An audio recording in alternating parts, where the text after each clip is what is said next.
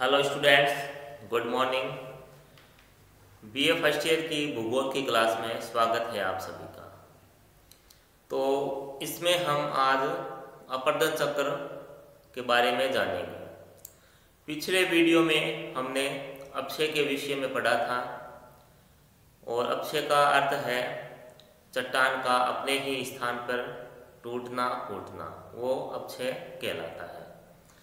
आज हम अपरदन के विषय में जानेंगे।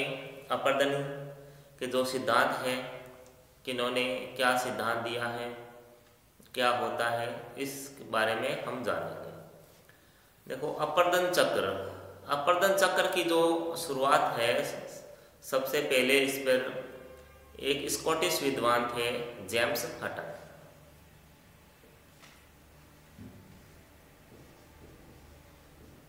स्कॉटिश विद्वान भूवैज्ञानिक थे ये, जेम्स हटन। सबसे पहले जो चक्रीय पद्धति है, जो चक्रीय अवस्थाएं होती है, उसके विषय में जेम्स हटन ने सबसे पहले बताया था, जो कि एक स्कॉटिश विद्वान थे। स्कॉटिश यानी स्कॉटलैंड के थे ये, वहाँ के ये जेम्स हटन थे। इन्होंने ये 1785 में बताया था चक्रीय पद्धति का। सबसे पहले जेम्स हटन ने बताया था। उसके बाद इस विषय पर सबसे अधिक जो प्रकाश है वो अमेरिकी विद्वान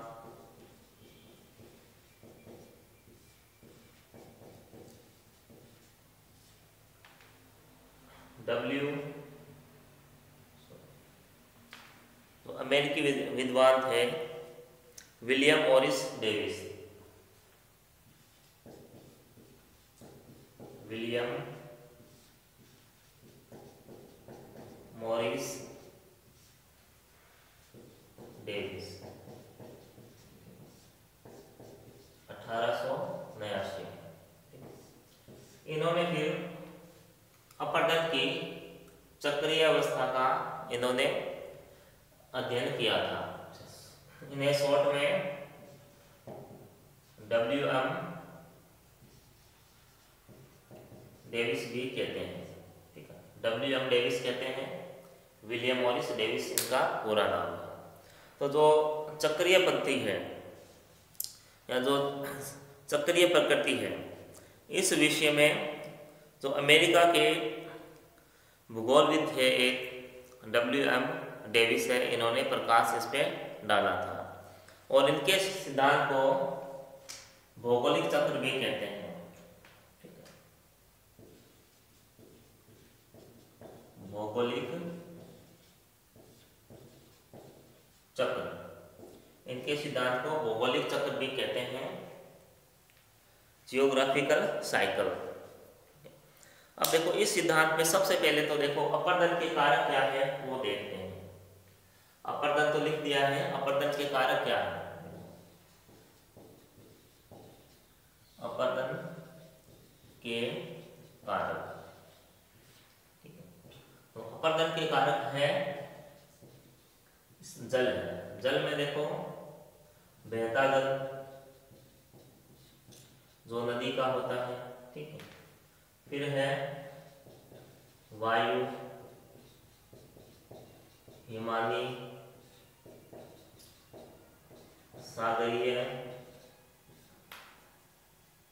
तरंगे और भूमिगत जल भी है। तो ये क्या है? अपरदन के कारक है। आपको अक्षय में बताया था, अगर कोई चट्टान है उसमें टूट फूट होती है, कोई चट्टान है, उस चट्टान में अगर टूट फूट होती है तो उसके जो कण हैं, जो पत्थर के टुकड़े हैं, वो उसी स्थान पर एकत्रित हो जाते हैं। अब इसका क्या है? अपरदन होगा। अपरदन वायु के द्वारा जल के द्वारा, हिमानी है, सागरीय तरंगे। जिस स्थान पर जो चट्टान स्थित है और वहाँ जो उपलब्ध है जो अपर्दन का जो कारक, उसके अनुसार उसका अपर्दन होगा। तो अपर्दन जैसे जल है या वायु, यहाँ जो पत्थर है, सॉरी जो चट्टान है, उसका जो अपक्षय हो चुका है, उसके जो छोटे छोटे कण हैं, चट्टानों के टुकड़े हैं, उन वे जल द्वारा या वायु द्वारा एक स्थान से दूसरे स्थान पर पहुंच जाते हैं। यही अपर्दन होता है। तो इसे परिवहन भी कह सकते हैं कि भाई परिवहन है किसके द्वारा हो रहा है, जल है, वायु, इनके द्वारा होता है। और जो जल है और जो वायु है, जहाँ इनको ले जाकर एकत्रित कर देते हैं या इकट्ठा कर देते हैं, उसे निक्षेप कहते हैं। ठीक है, इनको देखो ध्यान रखना, गौर से सुनना, शब्द एक जैसे ही हैं लगते हैं, लेकिन इनके जो अर्थ है वो अलग अलग है। तो ये अपर्दन के कारक हैं। अपर्दन किस तरह से हो रहा है वो भी आपको बता दिया। तो इसमें सबसे पहले जो अध्ययन है हम William Morris Davis, WM Davis का ही करेंगे। तो क्योंकि ये 1889 में इन्होंने अपना जो सिद्धांत है वो दिया था, और इस सिद्धांत के बाद लगभग ये जो सिद्धांत है, देखो ये 1950 तक ये मान्य रहा था। जो WM डेविस है, इन्हें बहुत अधिक सम्मान मिला, बहुत इनकी ख्याति हुई थी उस दौरान, और इन्हें अमेरिकी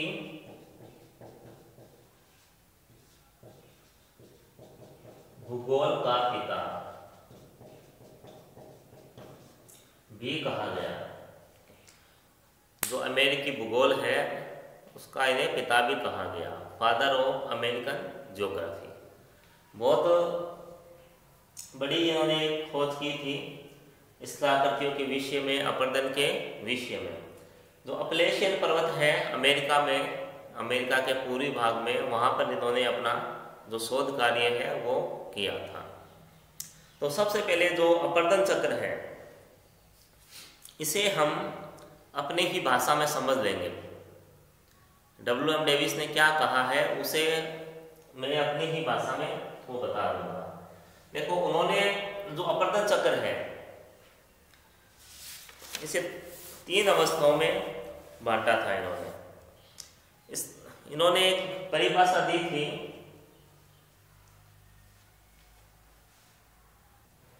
तो डेविस ने जो अपना सिद्धांत दिया था, देखो उसे जो स्थलाकृति है, स्थलाकृति को संरचना, प्रक्रम और समय का प्रतिफल बताया था। जो भी स्थलाकृति है उसे संरचना यानी स्ट्रक्चर, प्रक्रम यानी प्रोसेस, समय यानी टाइम का प्रतिफल बताया था। और संरचना, प्रक्रम और समय को डेविस के त्रिकूट, ट्रायो ऑफ डेविस के नाम से जाना जाता है। तो ये सिद्धांत दिया था डेविस ने, और अपने सिद्धांत को भौगोलिक चक्र नाम दिया था डेविस ने, जियोग्राफिकल साइकिल। तो डेविस देखो अपने सिद्धांत में बताता है कि अपर्दन से संबंधित सिद्धांत है। डेविस कहता है कि सबसे पहले देखो,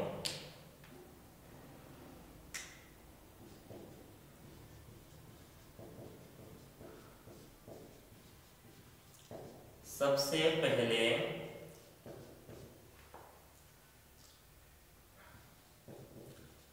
उत्थान होता है और उसके बाद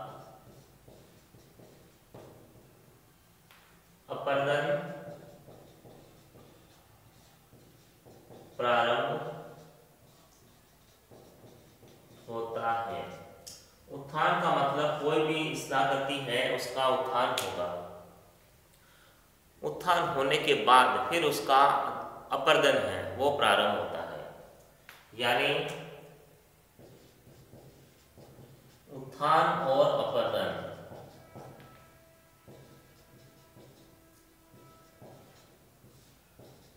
साथ नहीं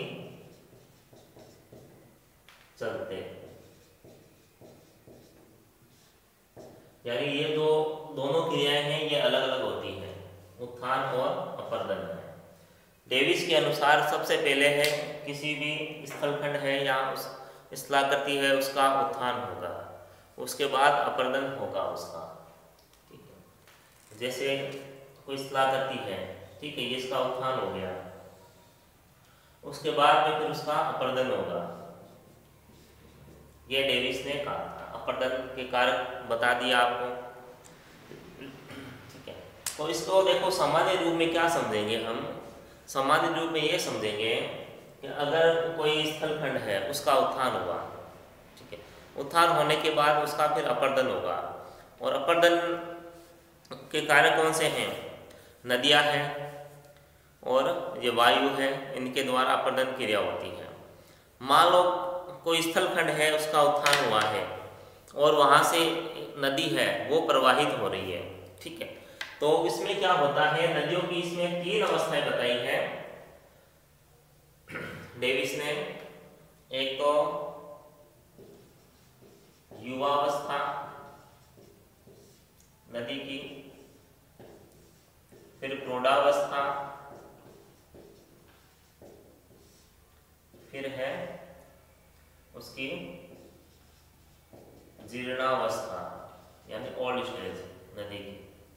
ठीक है, युवावस्था यंग स्टेज, प्रौढ़ावस्था मैच्योर स्टेज, और उसके बाद जीर्णावस्था है ओल्ड स्टेज। कोई भी नदी है उसकी 3 अवस्थाएं होती हैं, ये डेविस ने बताया है। तो जब नदी है, जब प्रारंभ में जब निकलती है पर्वत से तो वो युवावस्था में होती है। जो नदी है उसका जो वेग है बहुत अधिक तीव्र वेग है, तंग घाटियों से वो निकलती है और जलप्रपात है उनका निर्माण करती है। ठीक है, तो अपर्दन करती हुई वो नदी है वो निकलती है एक तीव्र गति के साथ, वो युवावस्था होती है। उसके बाद नदी की जब युवावस्था जब समाप्त होती है, फिर जो नदी है वो प्रौढ़ावस्था में आती है। यानी पहले तो नदी जैसे जलप्रपात बनाती है नदी, ठीक है, जलप्रपात का अर्थ क्या होता है, एक झरना ही होता है। जलप्रपात नदी ने बनाया, यानी नदी है वो क्या है, ऊंचाई से गिर रही है। ठीक है, ये ऊंचा भाग है, नदी यहाँ से गिर रही है, तो ये क्या है, जलप्रपात है। तो उसके बाद क्या है, नदी फिर नीचे आ जाती है पर्वत से, तो यहाँ क्या है, नदी की प्रौढ़ावस्था शुरू हो जाती है। फिर प्रौढ़ावस्था, ठीक। अब यहाँ क्या है, देखो यहाँ तो तीव्र वेग था नदी का, तीव्र वेग, ठीक है, तो यहाँ वेग क्या होगा, यहाँ वेग कम हो जाएगा, वेग यहाँ कम हो जाएगा जब ये प्रौढ़ावस्था में नदी आएगी। प्रौढ़ावस्था में ये नदी आने के बाद, ठीक है, तो यहाँ क्या है, जो नदी है वो अपनी घाटियों को, जो घाटी है उसे चौड़ा करती है, चौड़ा करती है, क्योंकि जो नदी है, देखो कोई भी पर्वत है मान लो, ठीक है, उनके मध्य में जो नदी है वो प्रवाहित हो रही है। जब नदी युवावस्था में होती है तो वो अपनी घाटी को गहरा करती है, जो नदी का तल है उसे गहरा करती है। लेकिन जब नदी है ये प्रौढ़ावस्था में आती है तो अपनी घाटी को फिर ये गहरा नहीं करती है, बल्कि उसे फिर चौड़ा करना ये शुरू कर देती है। उसके बाद ये जो नदी है उसकी फिर प्रौढ़ावस्था शुरू हो जाती है, ठीक है। प्रौढ़ावस्था शुरू होती है, नदी डेल्टा बनाती है, ठीक है, और समुद्र में देखो गिर जाती है फिर नदी। ये नदी की अवस्थाएं होती हैं। जीर्णावस्था, ये नदी की अवस्थाएं होती है। और ये नदी है, जल क्या करता है, अपर्दन का कार्य करता जाता है। जो स्थल भाग आज मान लो बहुत अधिक ऊंचाई पे है,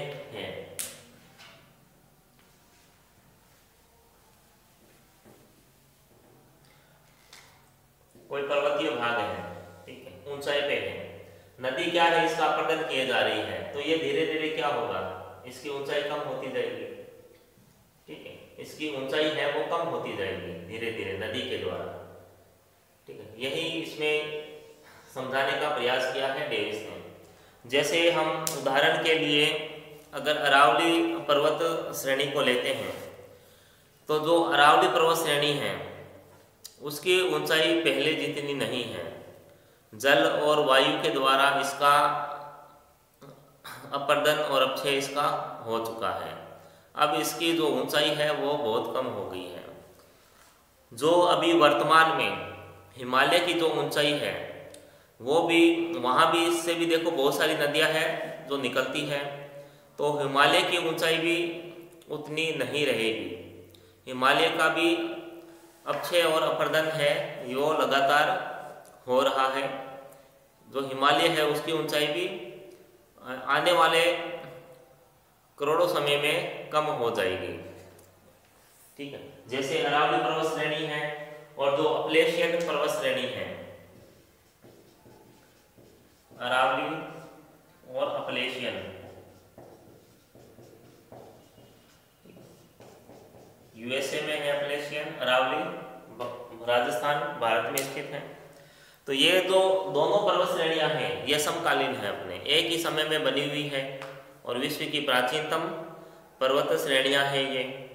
और अपलेशियन और अरावली दोनों की एक ही कंडीशन है, दोनों का ही जिस समय ये पहले जैसी अवस्था में नहीं है, ये कटी फटी हो गई है। अब इनकी जो ऊंचाई है वो पहले जितनी नहीं है, अपक्षय और अपर्दन के कारण। उसके बाद मतलब संप्राय या समतल, संप्राय मैदान, तो नदियां है संप्राय मैदान बनाती है अंत में, जिन्हें डेविस ने पेनी प्लेन कहा है। पेनी प्लेन, पेनी प्लेन का मतलब संप्राय मैदान, यानी जो मैदान है उसको समतल कर देना, यानी जो भी आकृतियां है, जो उच्चावच है ऊपर नीचे जो भी, उनको एकदम से समतल कर देना है, ये कार्य है इन नदियों का है। और उसके बाद कुछ बिखरी हुई अवशिष्ट पहाड़ियां जो बसती हैं,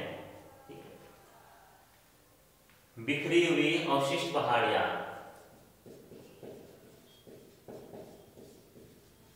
बिखरी हुई अवशिष्ट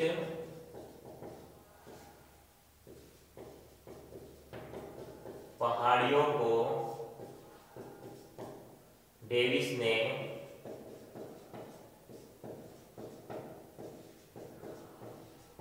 मोनाडनोक कहा है। मोनाडनोक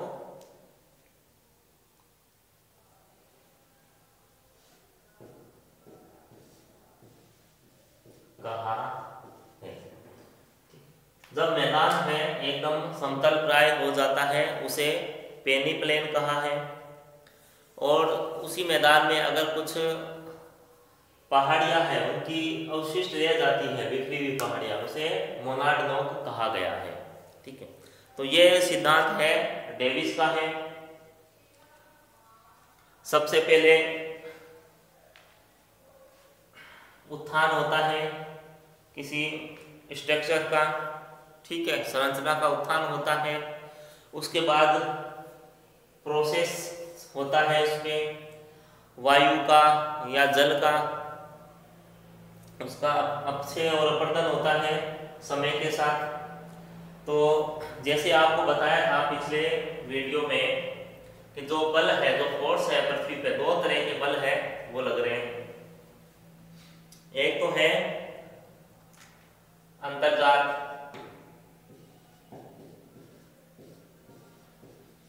अंतर्जात बल और बहिर्जात बल। ये पढ़ा है आपने, पिछले वीडियो में पढ़ाया है मैंने। अंतर्जात बल में भूकंप है, ज्वालामुखी ये आते हैं, तो ये क्या कार्य करते हैं? पृथ्वी के ऊपर क्या लाते हैं? पृथ्वी पर विषमताएं, विषमताएं, विषमताएं ये लाते हैं। और बहिर्जात बल है, बहिर्जात बल में क्या आता है? ये जो कारक है, कारक जैसे जल है, पवन है, हिमानी है, समुद्री तरंगे हैं, ये सारे ही बहिर्जात बल में आते हैं। और इनका क्या कार्य होता है?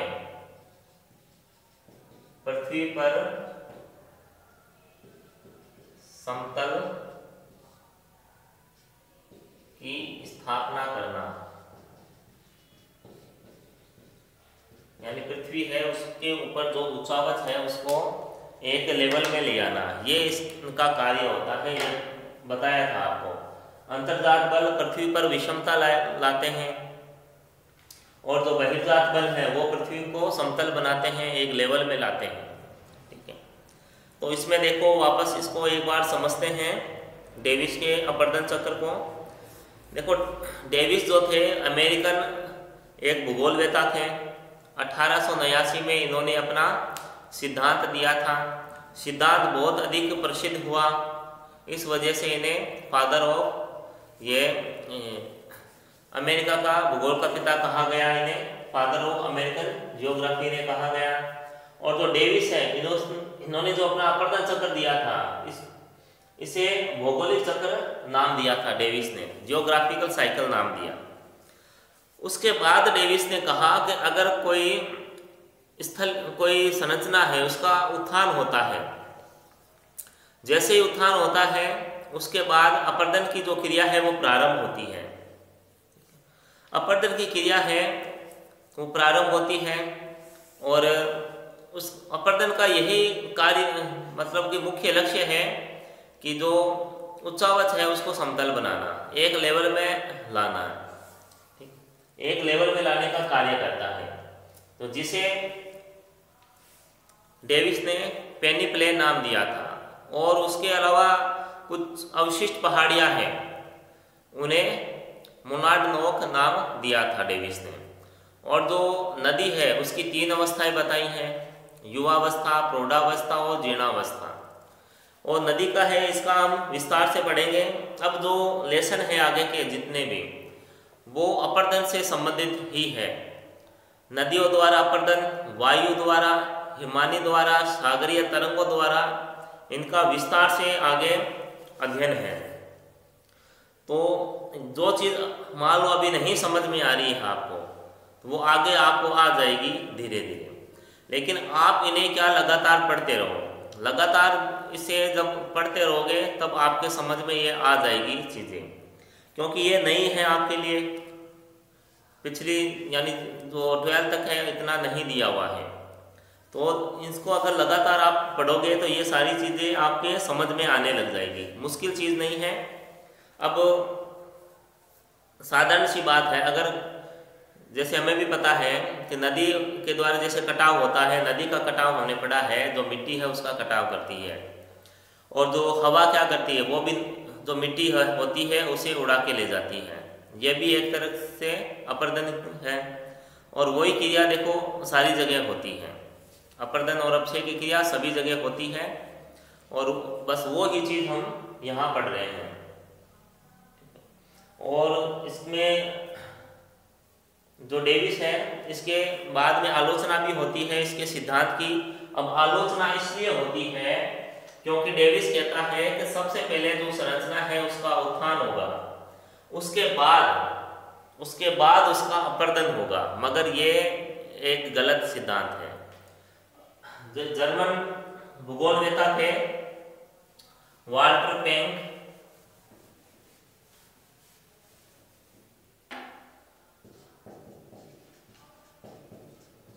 जर्मन भूगोलवेता वाल्टर पेंक,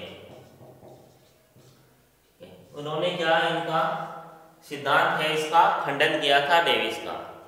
पेंक ने यह बताया कि जैसे ही कोई संरचना है इसका उत्थान होता है, उसके उत्थान के साथ ही उसका अपरदन है वो प्रारंभ हो जाता है। यानी उत्थान और जो अपरदन है वो साथ चलते हैं, ना कि अलग अलग चलते हैं। ये पेंक ने बताया था कि उत्थान और अपरदन साथ चलते हैं। ठीक है, उत्थान और जो अपरदन है वो दोनों जो क्रियाएं हैं वो साथ चलती हैं, ये पेंक ने बताया था। मगर डेविस क्या कह रहा है, पहले तो उत्थान होगा उसके बाद अपरदन होगा। ऐसा नहीं होता है। देखो प्रकृति में जो जल है वो हवा है वो निरंतर चलती रहती है। ऐसा नहीं है कोई चीज स्ट्रक्चर है उसका उत्थान होगा उसके बाद उस पर जो हवा है या जो जल है वो अपना कार्य करेगा, ऐसा नहीं होता है। बाद में जो डेविस है इसके सिद्धांत का बहुत अधिक खंडन किया गया था, लेकिन उस दौरान ये जो सिद्धांत था डेविस का ये बहुत अधिक मान्य सिद्धांत था, बहुत अधिक प्रचलित सिद्धांत था। तो समझ में आया है, आप इसको 2-3 बार देखोगे वीडियो तो समझ में आ जाएगा, नहीं आए तो आप क्वेश्चन कर सकते हो। तो आज के लिए इतना ही, तब तक घर पे रहें, स्वस्थ रहें और पढ़ते जरूर रहें। धन्यवाद।